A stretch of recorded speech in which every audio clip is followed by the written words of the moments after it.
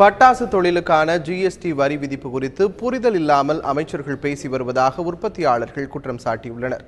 பட்டாசு தொழிலுக்கு 28% ஜிஎஸ்டி வரி விதிக்கப்பட்டுள்ளது. அதனை குறைக்க கோரி விருதுநகர் மாவட்டத்தில் 850க்கும் மேற்பட்ட பட்டாசு தொழிற்சாலைகள் 5வது நாளாக இன்றும் இயங்கவில்லை.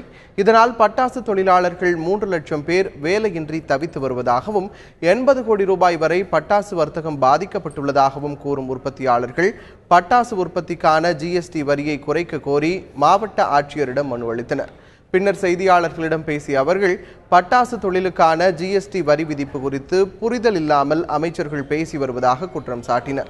பழைய முறைப்படி 51 பட்டாசு தொழிற்சாலைகள் மட்டும்தான் 27% வரி செலுத்தி வந்ததாகவும் மற்ற 1200 தொழிற்சாலைகள் 14.5% வரி மட்டுமே செலுத்தியதாகவும் அவர்கள் விளக்கமளித்தனர். 27% ஏற்கனவே கெட்டணும், அதுதான் 28 ஆயிருக்கு அப்படின்னு சொல்லி சில அமைச்சர்கள் சொல்றாங்க. அது தவறு.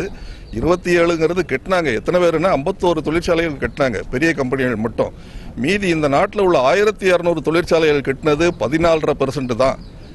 இதை அழுத்தம் திருத்தமா டேட்டாவோட எல்லாத்தையும் கொடுத்துருக்கோம். இருந்தாலும் அவங்க அந்த 28 நிலைநாட்டுவதற்காக இந்த மாதிரி பேட்டிகள்லாம் அமைச்சர்களே கொடுக்குறாங்க. 27 தானே இருந்துச்சு, இப்போ 28 தானே ஆக்கியிருக்கோங்கிறாங்க. 14 28 ஆக்கப்படுகிறது.